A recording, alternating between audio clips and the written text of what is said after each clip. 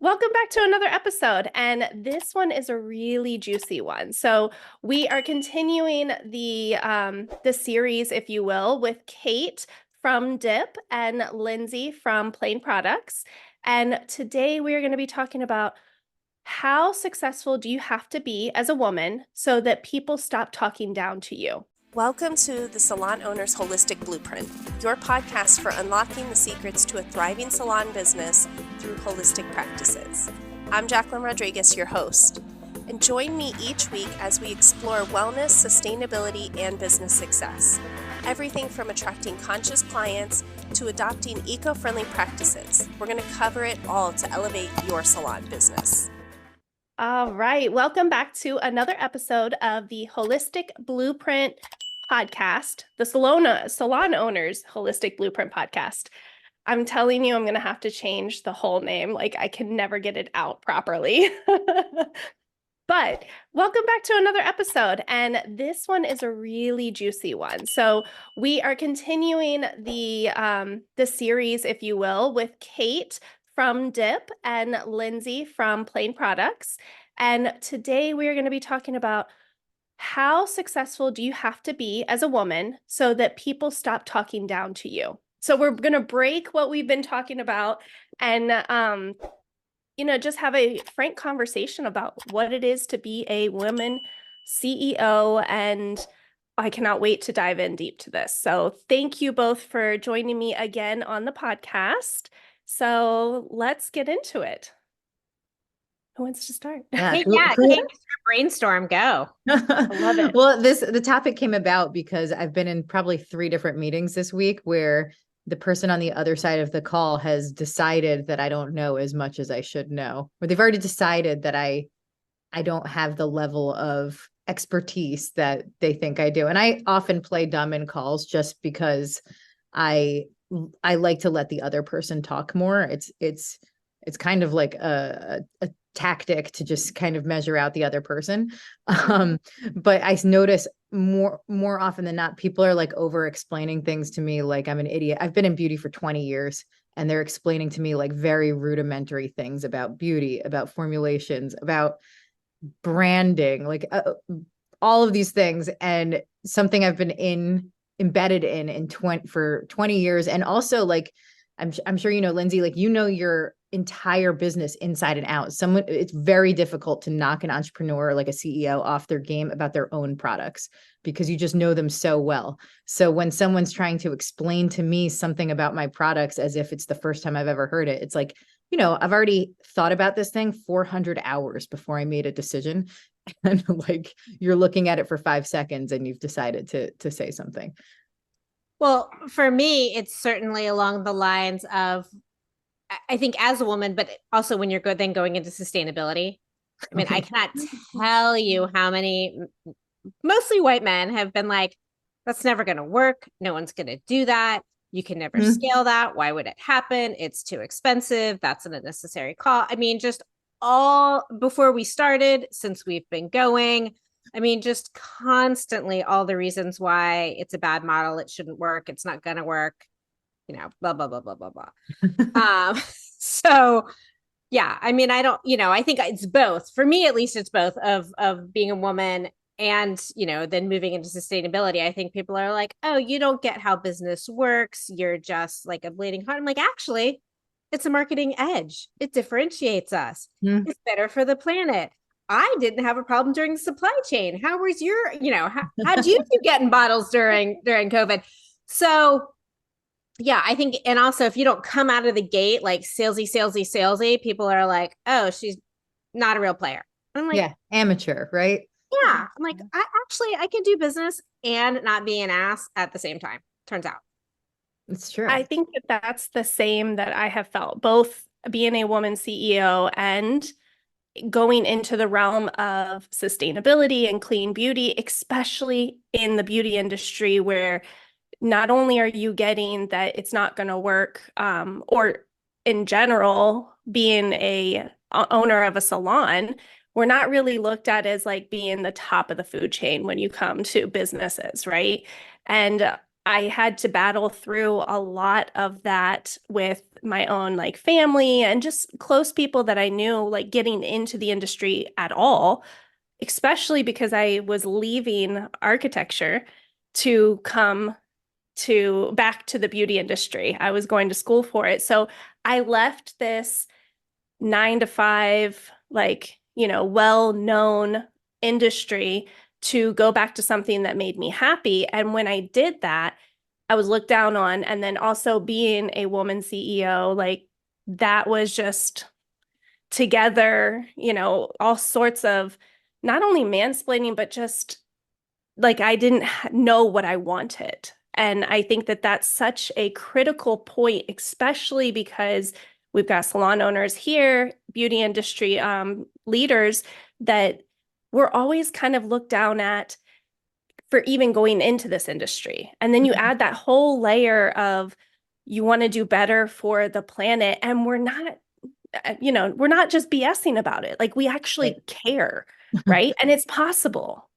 Yeah, I had this experience where I was speaking on the Earth Day panel for the Society of Cosmetic Chemists in California.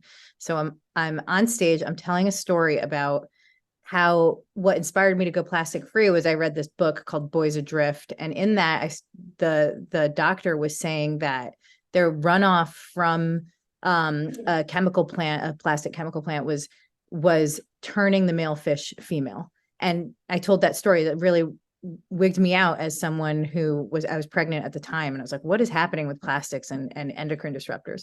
And so that was just a piece of the story I told. And then later, this guy in the audience made it a point to come up to me in front of a table full of people. And he came up to me and said, by the way, it was frogs, not fish. And I looked at him, I was like, oh, I'm sorry. Did you read the book too? And he said, no, it was frogs and not fish. And I was like, oh, you didn't read the book. So, okay. Like your opinion means nothing to me. So I kind of took my power back. And when he walked away, he looked embarrassed and he walked away. He was trying to embarrass him back because it was a fire with fire kind of thing. And then the women at my table were like, oh, he's very smart. And I was like, I don't think he's socially smart, to be honest, because being socially intelligent is part of being intelligent. Like you don't come up to someone and try and make them wrong in front of a whole bunch of people when you haven't read the same book that I have. It could be true that this happened with frogs and fish. That didn't occur to him. He was so excited to come point out a shortcoming. And so I always wonder, like you could be the person on stage and someone's so excited to come and knock you down. And it's a weird thing. I see it so often. And I think so much of that has to do with their own insecurity, because that's kind of what I've had to learn is everybody's entitled to their opinion. They can say whatever, they can, try to make me look stupid or try to make me wrong. That's your opinion. And usually you're pointing out the things that you're insecure about. Right. So that's on you. And that's something where I've had to kind of develop this whole thick skin and not allow it to bother me, but also good for you for like standing up for yourself, because all too often as women, we end up taking a whole step back and like the women at that table, well, he's so smart. Well, okay, he might be. And that comment was unnecessary and definitely not coming from any type of smarts. If you're going to come to somebody and say anything, I think we should all agree that if you don't have anything nice, like just don't say it at all. Like, I mean, that's how I was raised.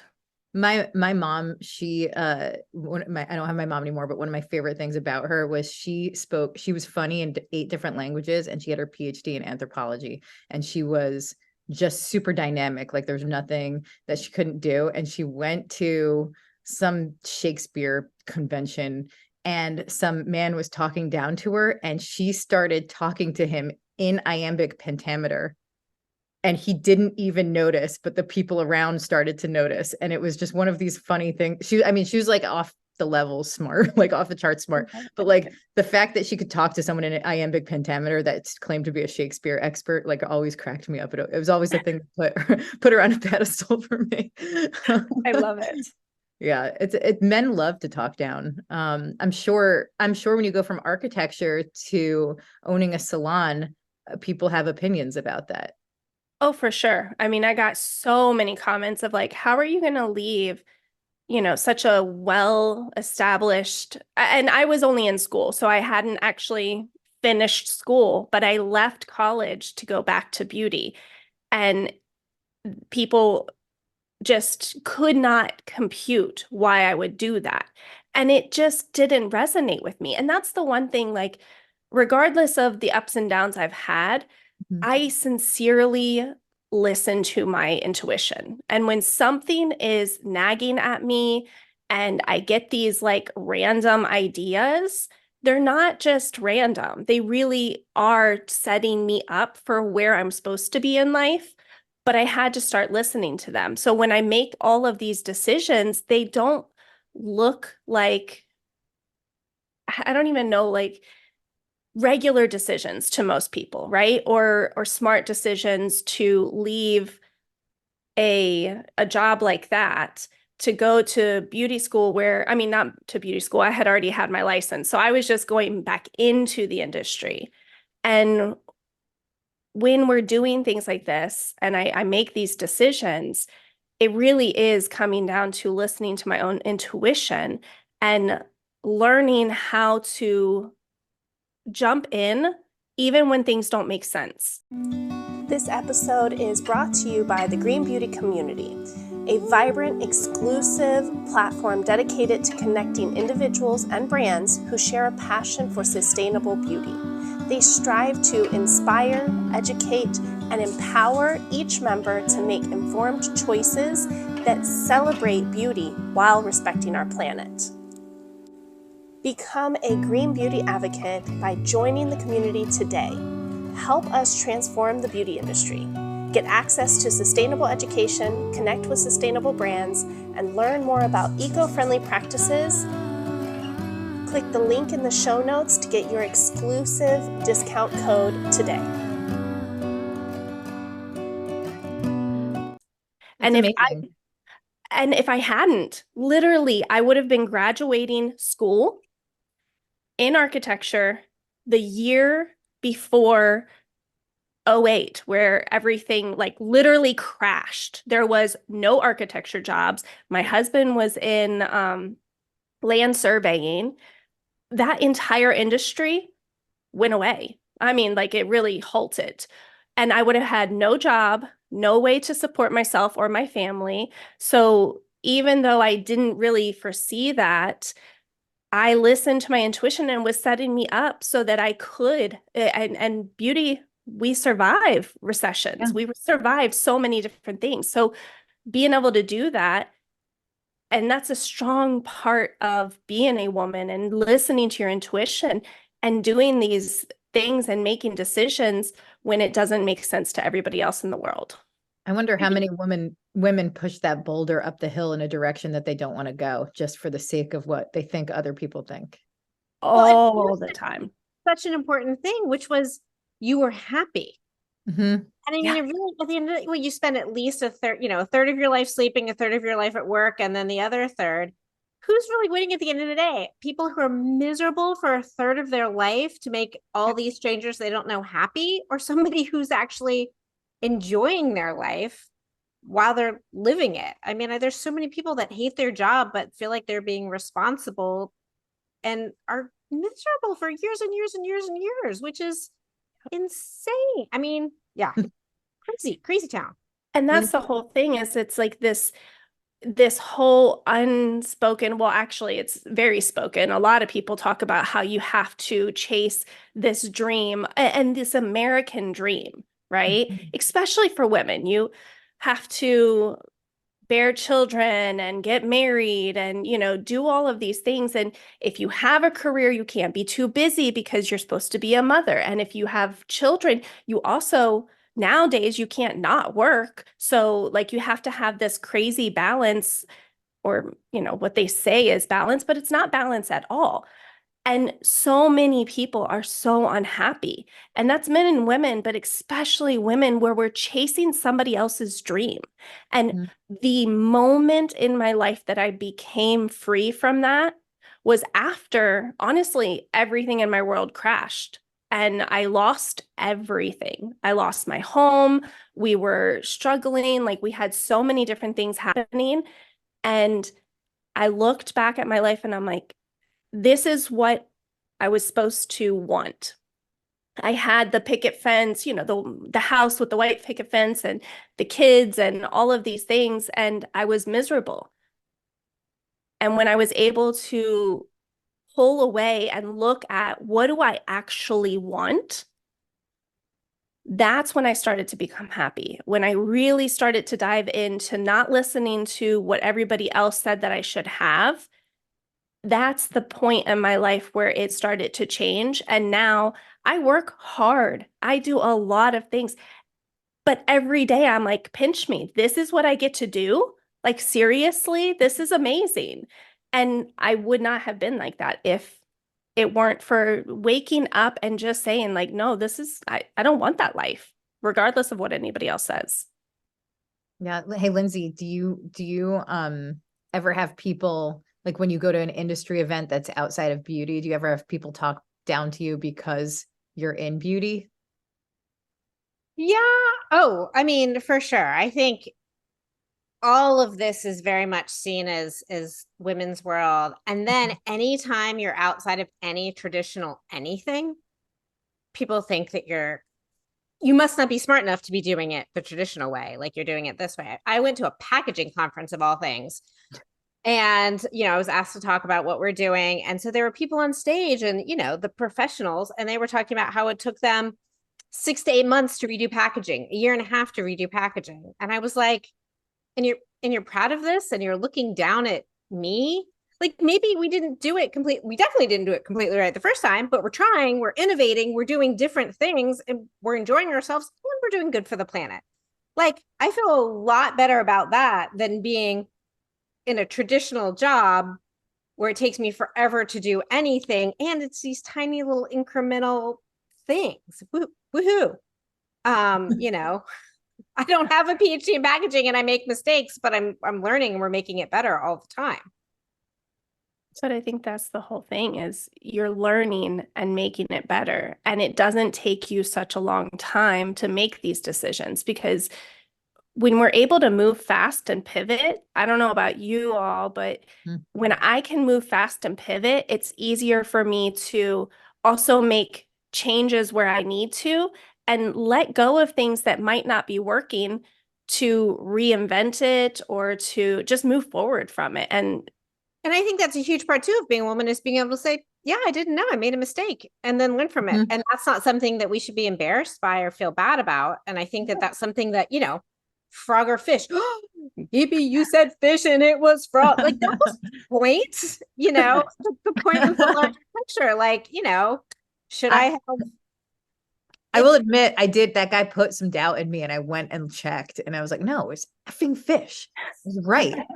So like, there's these moments where, especially in entrepreneurship, where I feel so, I get these messages from customers, and they warm me up and they like lift me up and help me endure whatever is coming down the pipeline that day, like because of the customers. And I feel big and warm, I guess is the feeling. And then you'll go, like, I went to a Fast Company event, and even though Dip does well, it's not big enough for anyone to take me seriously. So they were like, oh, what do you do? I was like, I own Dip hair care. And they're like, oh, never heard of it. And I'm like, oh, okay. And I'm like, oh, but it is like a 7-figure brand. And they're like, oh, and now they're interested. And the funny thing is like, I'm less interested in you now.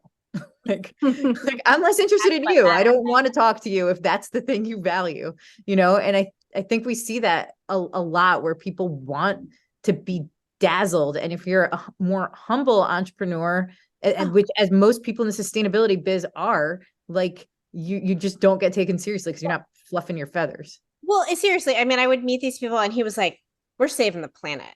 And I was like, are you? Yes, our company is saving. I was like, oh, that's amazing. You all by yourself. You're saving the planet. Wow.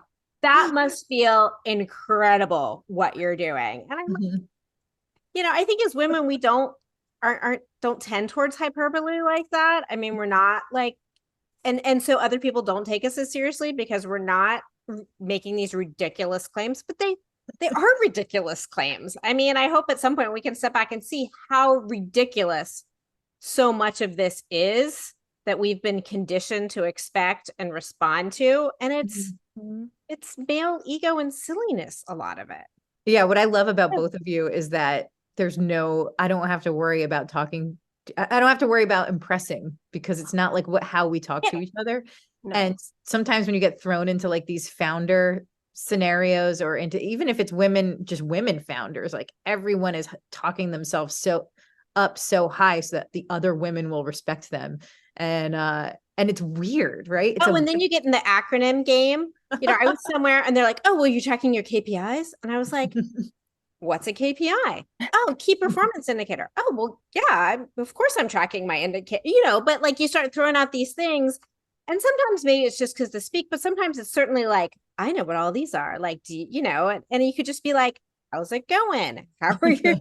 Like, we don't need to prove anything by, one up in the, oh, it's up and to the right. Like all the business speak. Again, that's just, a lot of it's silly proving things when you can just talk about it in a common sense way. And that's always been my thing. I mean, Kate, I don't know about you, but I feel like so much of the marketing speak, it sounds fancy and it's just common sense. Yeah. Tell your story. It doesn't mean anything. The fact that Parade underwear was valued last year at 200 million and then this year was sold for pennies on the dollar, it could tell they had great KPIs. None of it means anything. Nothing means anything when people start talking in that like abstract, obtuse way about their business. I'm like, I don't know. It doesn't seem real. And that's the thing, is we've just been conditioned to think that this is what we have to do. Same with, when we're like, we got to show off what we're doing and what our business is doing, even as women entrepreneurs. I mean, I've been in those rooms where you feel like you just feel like you don't fit in if you're not in that same type of caliber that they've put themselves at, right? And great. Like, I mean, some of these women that I've met, I mean, they're doing amazing things. And don't forget, you started somewhere. And that's where I've always just looked back at like, okay, this is where I started.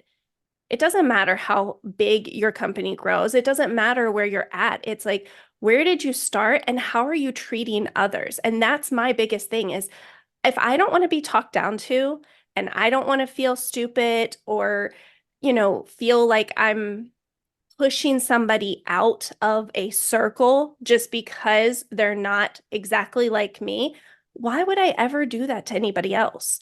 And that's the thing. The more that we start breaking down these walls and these false narratives that we're supposed to be following, the more that we actually see that we're all in the same damn boat. And all we have to do is be together and talk and support one another.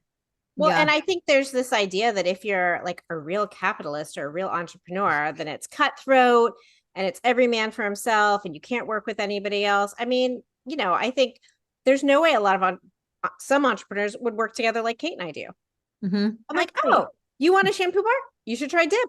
They're great. I have no problem saying that publicly. Likewise. All the time. We're always passing things back on social and LinkedIn.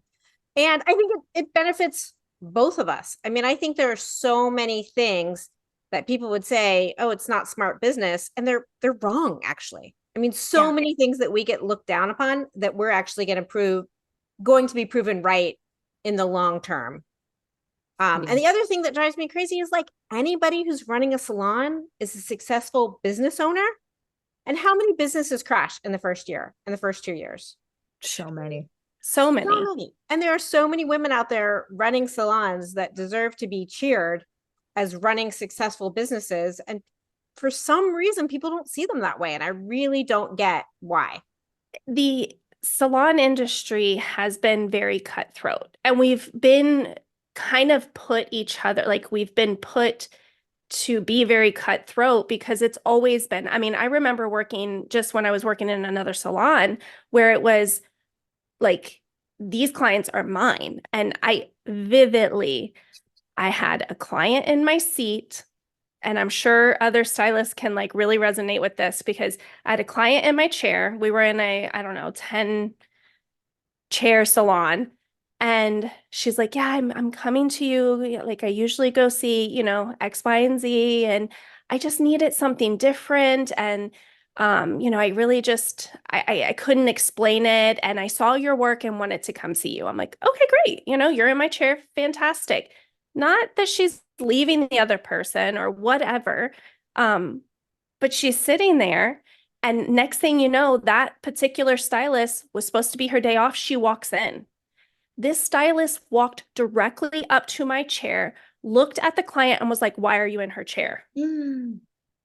But this is the kind of cutthroat thinking that has been going on in this very toxic salon trap. I mean, it really is this trap of thinking that, your clients are yours, or you hear other stories of salon owners not letting their stylists have conversations with the clients because it's the salon owner's clients. Like that, those are my clients. No, they're not. Guess what? Newsflash. No one owns anyone. And if you're smart about it, you create relationships like you two have. I have a whole list of salons that I refer out to clients who call, and I'm like, we don't do that. We don't specialize in that. Or this is just a better fit for you. I will tell you where to go because I don't have any fears of losing clients, because when you have that type of mentality, guaranteed that energy comes back to you tenfold. For sure. Yeah, because we can all win. You know how many And they humans? build value. I mean, that's Yes. someone who will refer me to something else for specialty. I value that person, that business so much more. And I will either go back to them for something else, or then I'll refer them because they're a trusted source. I mean, I think transparency, honesty, all of that is becoming more and more important, especially to smarter, younger generations who I think see through so much of this. And if you're willing to say, hey, I'm not great at that, but I know somebody who is, even if they don't use you, they're going to tell somebody else about you down the line. Yeah, absolutely. That's how it should be. I mean, there's so many humans on this earth. Every single one of us can win in business and not hurt. Like, it doesn't have to be this either or. It's either you win or I win. No, guess what? We all get to win together. So what's the answer? How successful do you have to be as a woman before people stop talking about you? I mean, I think it's a personal thing. I think it's us deciding what you said. Like you know what? I actually know what I'm talking about. You can say whatever you want, but turns out I know what I'm doing and I'm doing okay. So yeah, my superpower is getting underestimated, and that actually I use it to my advantage. But I think a lot of women have that superpower. People just underestimate them, or they just make these assumptions, and it's like, okay, because we don't come out screaming about how amazing right. we are. I think it's easy to underestimate us because other people do that. Yeah. Yeah. And I think for me, the answer is really just believing in myself. And that did not always come easy to me. I mean, I still, like, I have my imposter syndrome. I have my certain things. And it has become because I have focused on just trusting that I do actually know what the hell I'm talking about. And I'm a pretty darn good CEO. I'm a pretty darn good, like, just human. Because I care, right? So I have to trust in my ability. And that for me is when what's the title? What were we saying?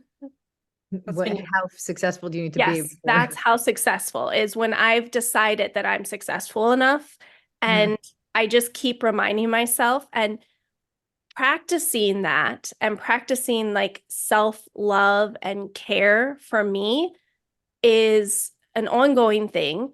And the more that I practice it, the easier it becomes. Like I get knocked down, I have my moments of doubt, and it's easier and easier for me to be like, oh, okay, like that only was a few hours of moment of doubt, except for like before it would be a few days, a month. I've been down like this whole cycle of like putting myself down. So now I can catch it a lot easier than ever. And I continue to practice that self-love and know that I'm successful enough right now the way I am. I mean, I think it's a sign of intelligence to listen to what somebody is saying and then decide if it makes sense or not. I mean, I don't ever want to be closed off or like I have no interest in what anybody else has to say or but I think then you get the ability to be like, nope, I thought about it and they're wrong. Or that's an interesting point, but not where I am. Or, oh, that's a great idea. I can incorporate that. And Yeah. being able to sort through that is an important part, I think, of growth. And it's impressive to be able to say, yeah, I learned, or yeah, that's a good idea, or I'll think about that. But it's also just as important to be able to like, nope, don't care, doesn't matter. Yeah. No, that's such a good point. What about you, Kate? Yeah, I honestly, I think it comes from like self-education and really living the thing that you're talking about. It's very easy to be confident when you do like know the things that you're talking about inside and out, and when you're open to learning. As Lindsay said, like it's Yeah. all about making sure that you stay on top of your game, and also recognizing when people do talk down to you, like it's more funny than it is like serious. And it's so about them and not about you. It's so about them. Anybody that needs to come find you to try and convince you it was frogs, not fish, like that is so about them and has Oh my gosh, nothing to do with you. yeah. I had a buyer recently. I pitched dip to her, and she waited like 6 months, and during that time I like followed up maybe once or twice, and then the second time I followed up I got a response that was just like, hey, don't get your hopes up. And I was like, ooh, like, but this person never asked about sales velocity or anything, like had no idea how dip moves off the shelf. Like there are some tiny stores that are selling so much of it that it's like it pays their rent for the year. It's crazy. And this buyer never asked any of that. I think they took one look at our small social presence, which is all real people. Like we don't bother trying to court new followers. We just like let the followers that want to be there. And she didn't even ask. She just let it go and like said it in a way that made me feel very small. And then when I thought about it, I was like, that's the smallness of them. That's a narrow-mindedness of that person. Like, and also I have no idea what's going on their retail shelves that they're, not, maybe they're not taking stuff without huge financial backing, which I think is happening a lot right now. I have no idea, but I think I have to constantly remember that you're right. It is them more often than it is like you. Yeah. And I really do believe also in everything happening for a reason. So if there is rejection, or if somebody goes out of their way to, belittle me, or there's a reason for it, whether it's a reason of like, oh, I get to now put that person at arm's length, regardless of how smart, amazing they may seem to be. Mm-hmm. I don't have to play into that, right? Totally. And there's a reason why people present themselves to me in a manner of like, I just get to watch. Again, I think it's so much of like being aware of how I'm feeling, what my intuition's telling me. And people, they show you who they are.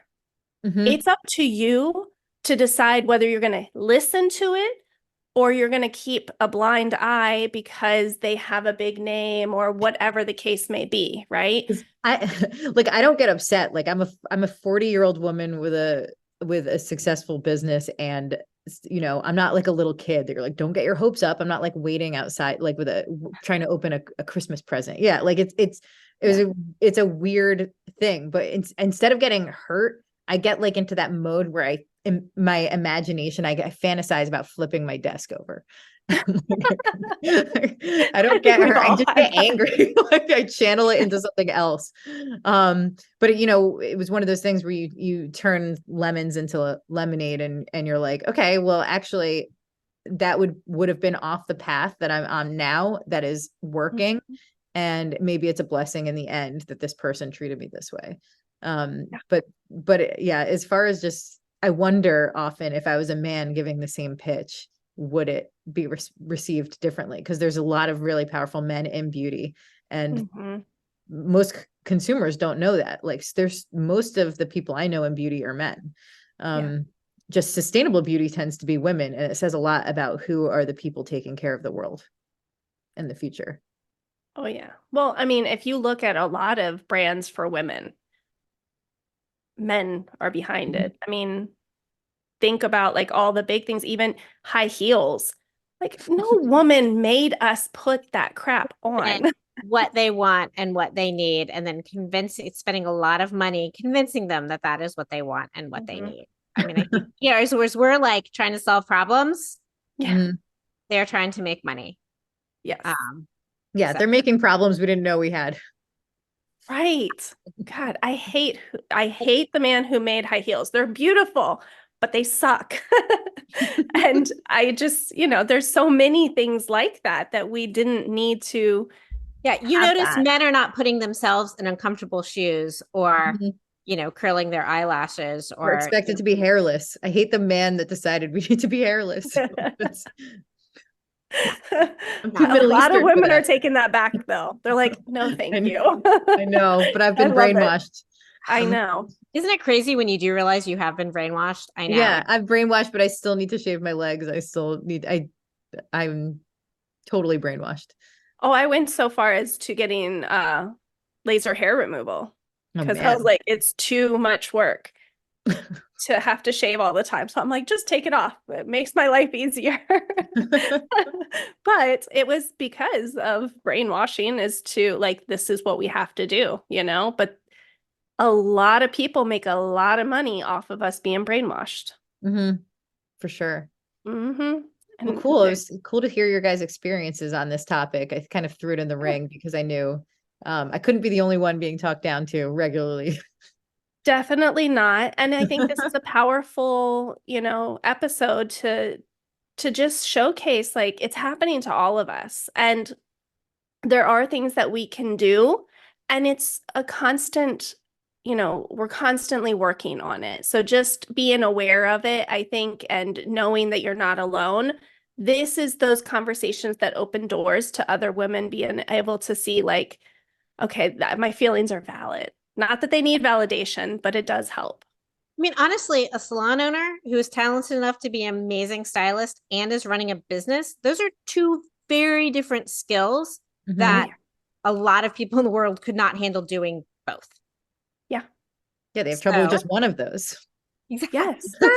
Exactly. I mean, it's like many things that women do, teaching, caregiving, that are somehow devalued in society, but are actually pretty tricky and pretty important. Extremely important. Like we literally shape the future of humans. I mean, really. Yeah. No. And it should be one of the lowest paying jobs. Right. I mean, yeah. Makes perfect sense. That's a whole nother discussion. It is a whole nother discussion, but I just want to continue to give props to people who are running small businesses out there, because I do think lots of people look down on them. And it is harder. All the skills you need to run a business. I mean, all of a sudden you're doing the marketing, the finance, the communications, the product, all the things that you have to do. If you're working in a giant corporation, I think some people think that's more impressive. You're doing one tiny slice. Yeah, you're in a lane of all of that. You don't have to do all of these different things. So in some ways, in a lot of ways, to me, the small business owner, tops, smarter, more talented, doing more interesting stuff than somebody who's in a mega corporation with a fancy title. Agreed. Yeah, I agree wholeheartedly. And I just thank both of you for being here and having like this open conversation, right? And again, we're talking about being women entrepreneurs and in the same industry, and look at the possibilities of how everybody gets to win. So anybody listening, like if you've been brainwashed by this whole like it's competition, I challenge you to start thinking differently, like, and reach out, like find that community, find the people you can have frank conversations with and that will support everything that you're doing. I mean, you both support one another in such a beautiful way, and you're technically in the same, you have different products, but you're in the product beauty industry. Like you could be competition. Well, We're it's like, competitors.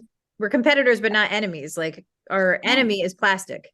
yeah, exactly. Yes, I love We are, competitors, but more collaborators on moving Okay. people towards sustainability. And I love what you're doing for the same reason of like really sustainable salons should be supporting each other and creating this network of referral and education and moving people out of chemical fests and mass just quick cheap haircuts and into this world of self-care, of not putting chemicals on your body, of knowing what's going on. I mean, one industry I'll give credit to is like small breweries. I mean, they have been really smart about banding together and fighting back against the giant corporations. And I love seeing more and more of us doing this piece of, the more credibility we have, the more people that are in, the more that we can use our dollars together to sell this message and use what little power we have to support each other. I mean, it makes sense for all of us. Yeah. Well, that's why I became a part of the green beauty community, because that's what it's all about. It's all about the education piece and the inspiring and pulling people together, because the more that we come together, especially in the sustainability and the like lower toxin spaces, this is a space that we've got to become louder. And we are only going to be able to become louder if we're working together as a whole. And that's when we're going to actually start making change. So we come together, we band, we support one another, everybody gets to win, and we actually start making real change in the world. Like I'm down for it. That's why I'm here. Yeah. So all right. Well, once again, ladies, thank you again. Great conversation. We would love to hear from you. Like, let us know what inspired you in this episode, what you took away from this, and tell us your story. Reach out to any of us. We're real humans on the other side of this computer, and we love having conversations. So you can find us on Instagram. I'm Clean Beauty Biz Coach. And Kate, do you want to tell us where to find? You can find me at Dip Already and dipalready.com. Perfect. And we're at Plain with an E products on just about all the channels. Beautiful. Well, thank you again, and we will see you on the next episode. Thank you. Thank you for tuning in to the Salon Owner's Holistic Blueprint. If you enjoyed today's episode, be sure to follow and subscribe. Until next time, stay inspired, stay passionate, and keep thriving in the world of holistic beauty.